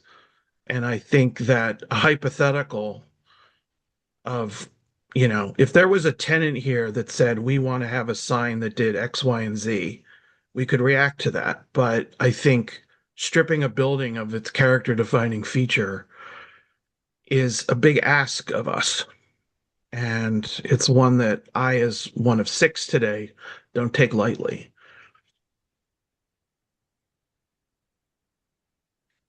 The other thing I wanted to ask about was the removal of the first floor infill of the glass and masonry original windows. And I'm assuming the flooring is happening as well. That's being demoed. That's part of the modifications that are occurring. Yes. To the extent needed. I think that, I don't understand the gain of only a few feet of depth for storefront. You're putting a new storefront system where there's an existing storefront and it's only a few feet back. I don't understand why that one is so much better than the other. Are you asking me that question? Sure. Okay. I mean, that obviously is a matter of experience and feedback that we've received, but when you have a recessed vestibule in the manner that we have now, that is also overshadowed by a marquee, unfortunately, it's become an area where, which is dark. There's been a number of incidents with homeless and other people that congregate there because you are not at the street level. You're not at the sidewalk. So there's a big distinction that it's more than a few feet.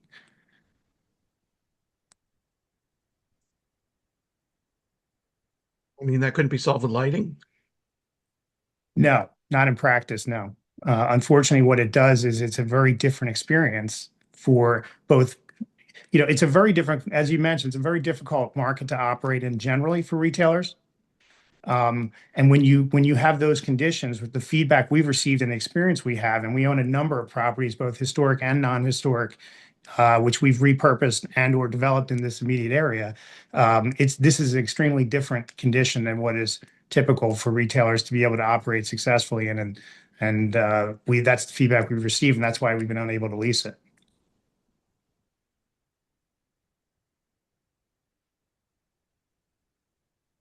Well, I do agree with Justin about, the quote unquote marquee feature.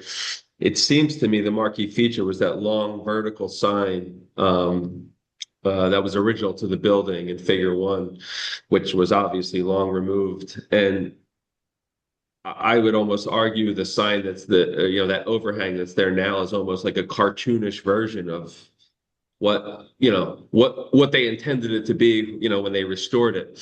And for that reason, I think for that reason, I would agree with the staff level recommendation of removing it.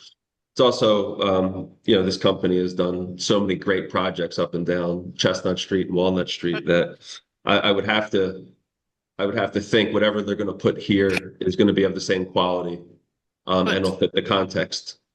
Sam, I would refer you to Figure 4 in the package, which is I'll call it a marquee, the same dimension as what is shown now. Oh, I could appreciate that. And it's subject to, interpretation and friendly debate. I would just say, again, it's not the original one, and what's there now. It looks, I'll use the word cartoonish again. I think that may have to do more with the graphics of the marquee than the marquee size. Could be.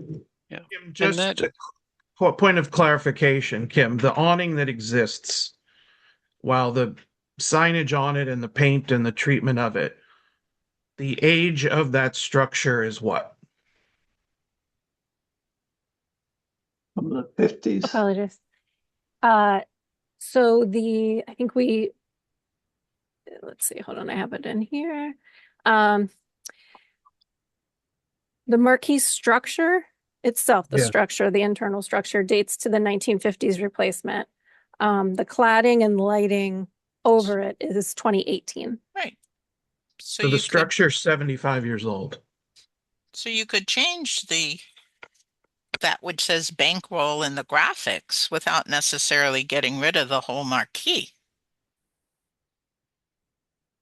Yeah, or you could alter the marquee to make it, maybe a little less imposing, but. Well, that's what I mean. I think that's what one would need to see. I mean, if you look at some of the other examples, they're not as. But I still think it's a question of the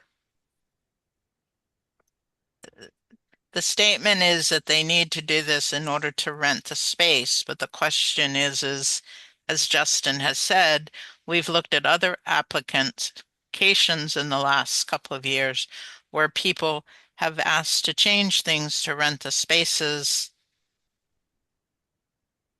And we don't necessarily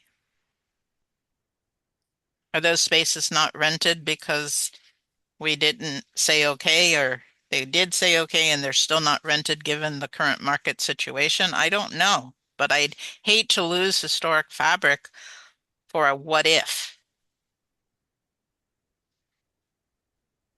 Yeah, and I also, I would like, I mean, I think Justin mentioned this, but there could be some setback of the facade to at least expose those two beautiful brackets there and give you a little protection over the door as you come in and out of the whatever replaces it as well. Of course, you'd have a And there are marquee also all sorts providing of decorative protection, but grills that can be added to close off the vestibule that are not moving the storefront out to enclose those brackets and remove the historic fabric that was part of the agreement reached. I'm not proposing to remove the brackets, just to be clear. Those are now in. No, I understand you're not proposing, but you're proposing that you're going to put the glass on the street side of those brackets. That is correct.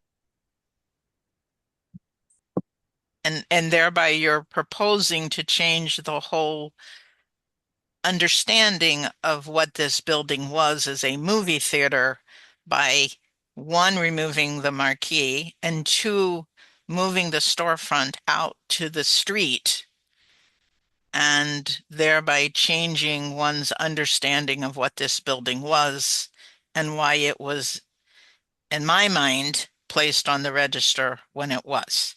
So, you know, I understand the need for security. I understand the need for some sort of future signage, but without sort of knowing what the tenant is and what might be proposed, I think just to, in my mind, as one of six, to totally, I'll say, modify this building and strip it of some of its historical character defining features is an unfortunate time frame to do it without knowing that anything is ever going to, the timing for when something might be moved into this space. And I am one of six.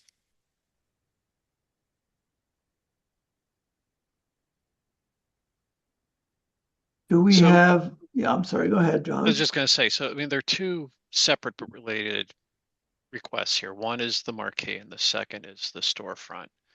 I think the marquee is so character defining that its removal just would completely change the nature of the building. The storefront, I think, is a little bit more of a gray area. I mean, historically, the entrance doors were set back even further from the street, if I recall, if you look at some of those historic photos. So the location of the storefront as it exists now is, for lack of a better term, called a compromised location, is probably one that was set to allow the script B of the Boyd and some of the decorative terrazzo to remain exposed. Although that was the location where the kiosk was, so I'm not sure what the provenance of that B is. I mean, there are other, to ask to bring a storefront to the street, to the edge of the sidewalk and to infill what was historically an open space is, in my mind, less of a stretch than the removal But the issue, John, marquee. is not just to bring it out, it's also to remove all the finishes that remain from the movie theater. And that could be part of a discussion about an approval related to moving the storefront out.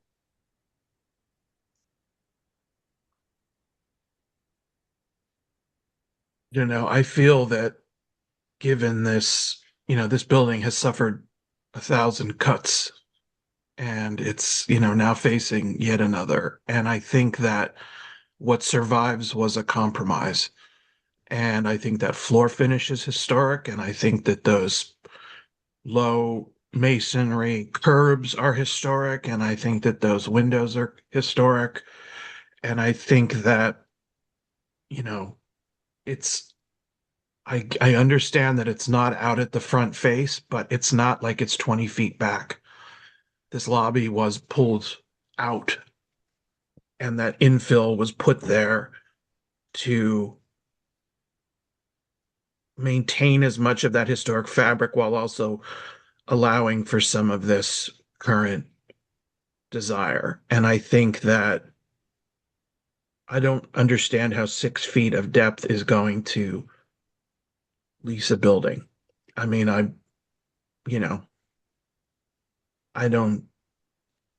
find that a stretch. You could see there, John, I think that's the footprint of the ticket booth in that red infill with the B in it. There's a script. Yeah, that's script B.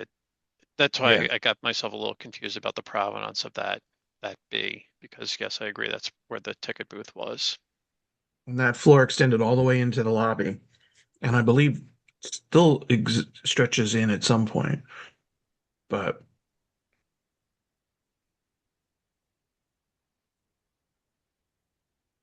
all right, are there other comments from committee members? Is there public comment?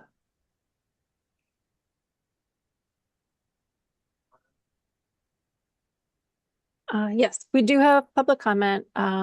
Multiple hands are raised. And as you probably also hopefully saw, we received a lot of written public comment in advance of the meeting. So that was made available to you all and also placed on our website. The first public comment hand raised is Matthew Wolf. I would just to remind commenters that there may be many of you, so please limit your comments to 2 minutes and try not to repeat points that have already been made. Thank you. Well, this is Matthew Wolf. I'd let you see what I look like, but I can't figure out how to do that. But neither here nor there. When I read this application, it talked about, we've heard this from potential tenants and things like that. The attorney in me wanted to scream hearsay, and I know this isn't a court of law, and you all have picked up on that. There is no tenant lurking there that has said this is what we need. If there was, they would have trumpeted that. And I think that that's very significant here. It doesn't make any sense. But also from a marketing standpoint, what Bankroll did by putting their brand on a very noticeable, distinctive marquee that other retailers don't have that opportunity. It fails the common sense test that there aren't going to be tenants out there that would very much like to retain that because of the advantages that will bring to their marketing and to their retail. And you see that with at least a few other former movie theaters there that have retained some of that character. And that's all I have to say. Thank you very much. I appreciate your time. Well, thank you for taking the time to comment. Next comment. Next is Ross Melnick.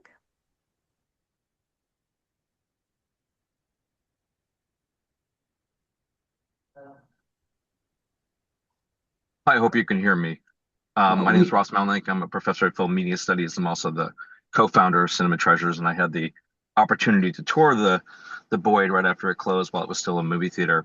I just want to make a comment just to repeat what others have said in other probably written applications and statements, which is that, Philadelphia had a very storied historic movie theater community and collection of theaters, and this is a really important remnant, if you will, of that legacy and past. One thing I see a lot that happens nationally is that people remove pieces of that history, and then 20 years later, there's a tremendous amount of regret. So I just want to make sure that the compromise that's already been made for this historic building, which stands in for the Stanley and the Mastbaum and so many other theaters, is not removed. And so that legacy can continue. And just to respond to the quote unquote cartoonish nature of the rounded marquee from the 1950s, the curve of that marquee was intended because that way you could see it from multiple corners and positions of the street. And since there's a conversation regarding prominence for potential retail. I just want to state that the marquee actually provides prominence for that. So this is an historic building, represents a great legacy. I think people would come to regret the loss of what's left of this theater in years to come. Thank you for allowing me the time. Thank you for taking the time. Okay, next is Kathy Dalzell.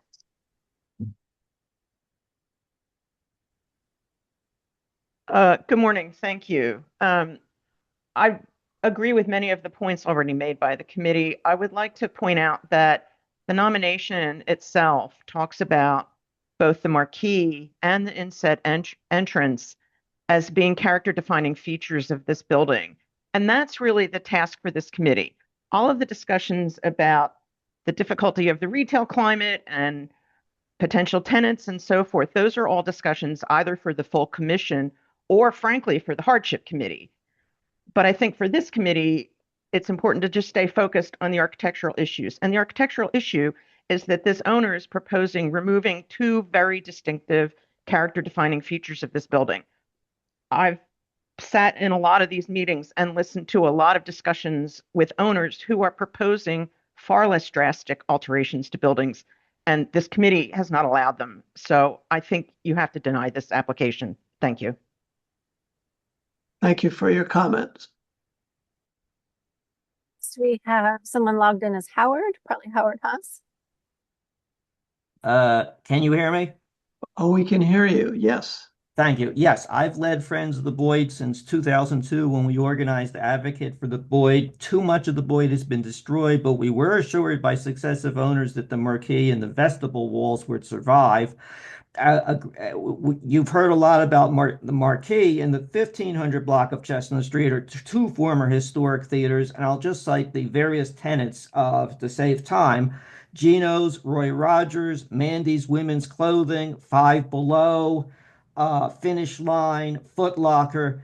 Across the street from the Boyd, the 1921 Aldine Theater has a replica marquee that CVS uses. At Broad and Locust, the 1927 Fox Locust Theater, that later turned Legit, has had Delulu's Restaurant and Estia that are on the marquee.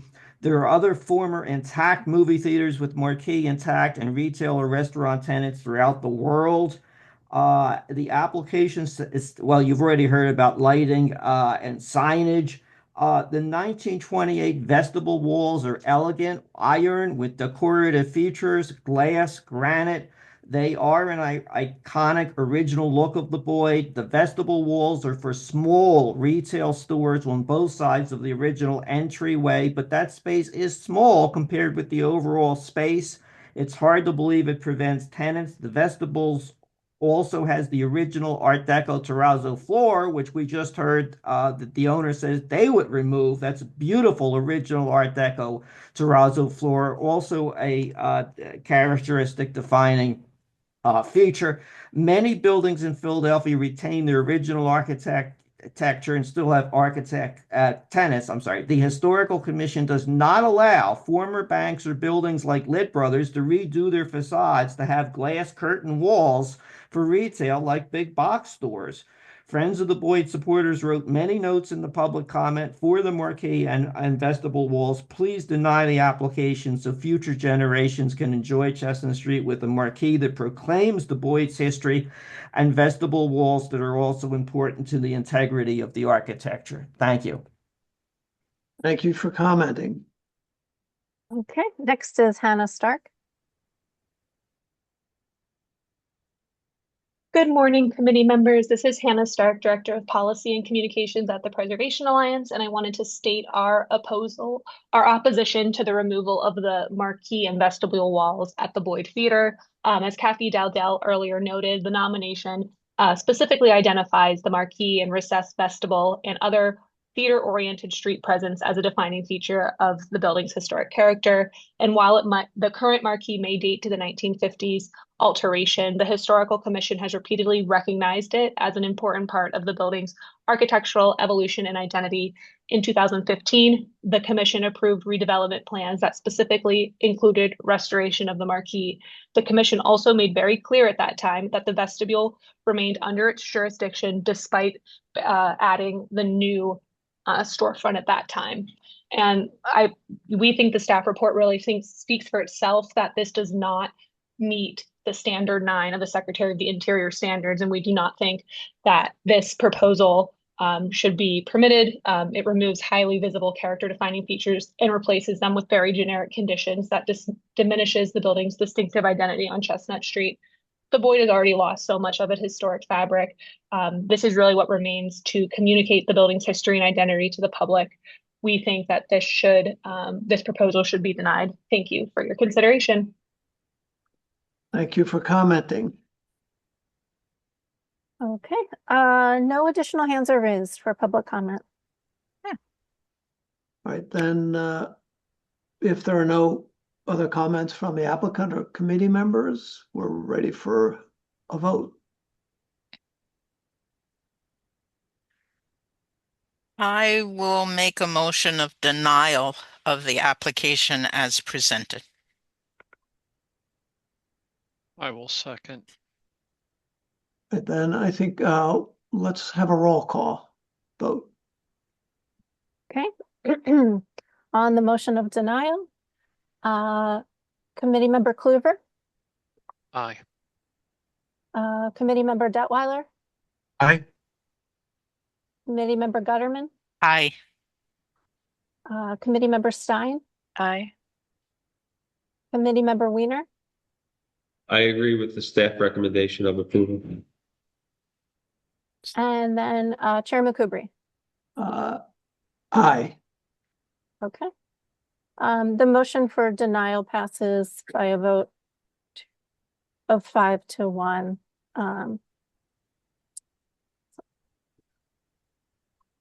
All right, well, thank you. Thanks.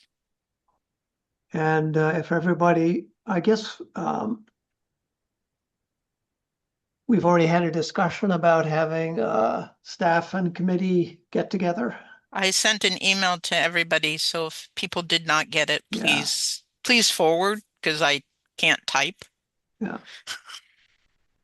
Great. Have a good day, all. So I think, yeah, our business is done. Thanks Thanks. all, and see you next month. Bye. Thank you.